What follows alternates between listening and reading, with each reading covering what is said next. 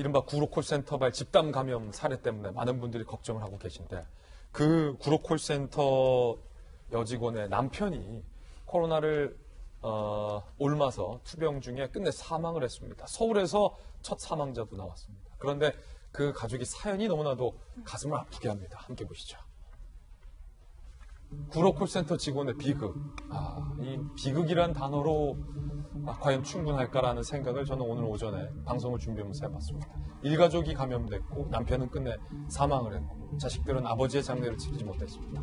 폐암 말기 투병 중이던 서울 마포구에 거주했던 44살의 아주 젊은 가장입니다. 44살이면 정말로 한창 온 힘을 다해, 온 열정을 다해서 가족을 위해서 일을 할 때인데 그 44살의 남편이 어제 결국 사망을 했습니다. 서울에서 코로나19 감염자가 첫 사망한 사례가 됐습니다. 안타깝습니다. 이 남편, 사망한 A씨는요, 166명의 집단 감염이 발생한 구로콜센터 직원 부인에게서 감염이 됐는데 부인은 젊은 나이, 38살. 그런데 이 안타까운 건요, 남편이 폐암 투병을 하기 때문에 생계를 이어가기 위해서 부인이 남편 대신에 내가 돈을 벌어야겠다, 생계를 이어가야지 하고 구로콜센터에서 일을 시작한 거예요.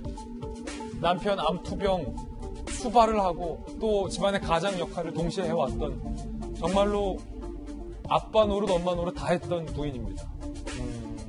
30대 부인이에요.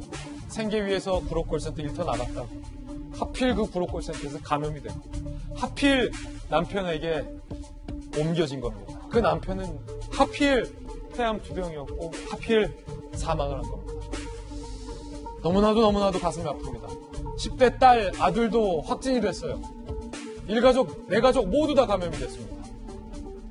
현재 부인과 아들은 완치, 딸은 치료 중인데 마포구 관계자도 안타까운 마음으로 오늘 저희 동아일보 기자가 인터뷰했는데 가족들이 다 감염됐고 코로나19로 아버지가 사망한 거라 가족들이 장례를 치르기 어려운 상황, 불가능한 상황.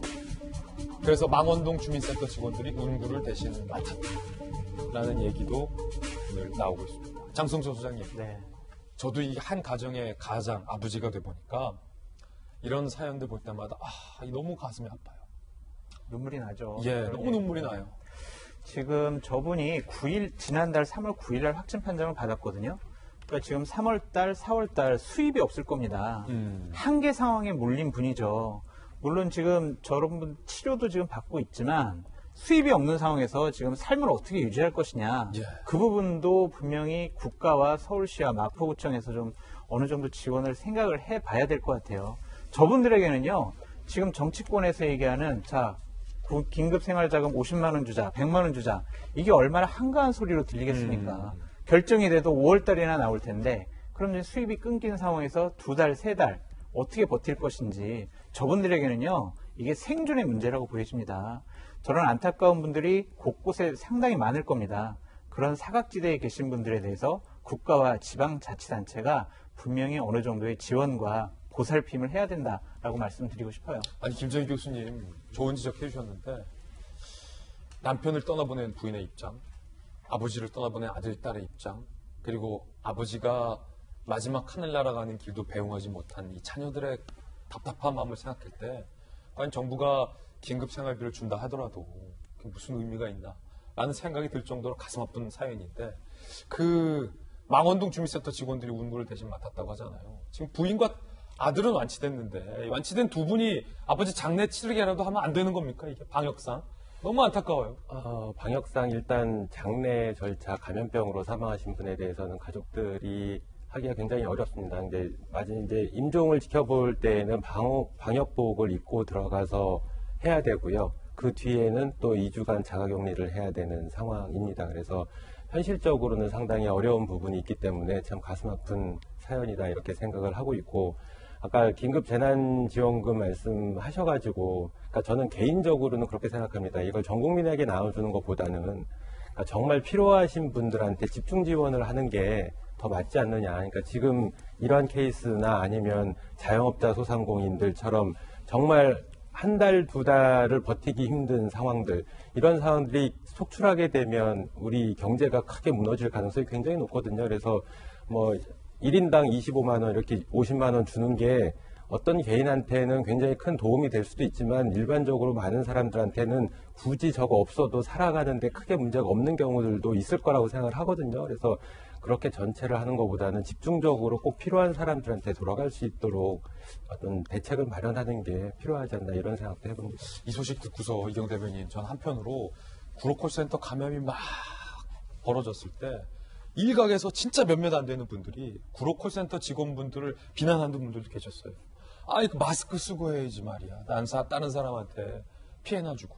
그런 분들이 계셨어요. 저는 절대 동의할 수 없는 의견이었는데, 이 남편이 폐암 투병하고, 애들은 아직 어리고, 한창 학원 공부도 시켜야 되는데 수입이 끊어지니까. 아내 입장에서는 그 얼마 안 되는 돈 몇 푼이라도 벌기 위해서 콜센터 간 거예요. 갔는데, 좁고 위험한 거 알지만 마스크 쓰고 일을 도저히 할 수가 없으니까 마스크 쓰지 못하고 했다가 확진돼서 이런 비극까지 왔다. 혼자 얼마나 자책을 하고 계실까? 저는 이 부분이 좀 제일 걱정스러워요. 우선은 이런 부분이 뭐 마음이 아프다, 음. 뭐 안타깝다 이런 표현으로도 어떻게 안 되죠. 맞습니다. 이런 부분에 대해서는. 예. 네. 많은 분들께서 지금 얘기를 해주셨지만 긴급 재난 지원 얘기가 처음부터 나왔을 때 저는 개인적으로 그런 생각을 가지고 있었거든요. 정치권에서 좀 제가 뭐 대변인실에 있지만 총선을 앞두고 금액을 뭐 올리고 내리고 또 이거를 받는 분들을 확대하고 이 부분을 조율할 때 진짜 피해자들, 진짜 이게 없으면 안 되는 분들, 피해를 본 분들에 대해서는 왜 지원 대책이라든지 왜 보상하는 문제라든지 이거 왜 얘기가 나오지 않는가라는 맞아요. 고민을 좀 했었거든요. 근데 좀 마음이 많이 안타깝고 많이 안 좋은 게 이게 이런 일이 항상 벌어지고 난 다음에 그 다음에 쫓아가는 행정이 있잖아요.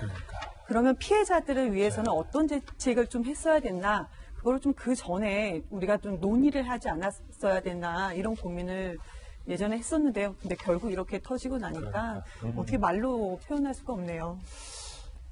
남편을 잃은 또 부인과 또 아버지를 떠나보낸 우리 가족들, 남겨진 가족들에게 다시 한번 가슴 깊은 위로의 말씀을 전해드립니다. 그리고 그 아버지의 운구를 대신 맡았다는 우리 망원동 주민센터 직원 여러분들의 그 따뜻한 마음씨에도 다시 한번 또 국민들을 대표해서 감사의 말씀을 드리겠습니다.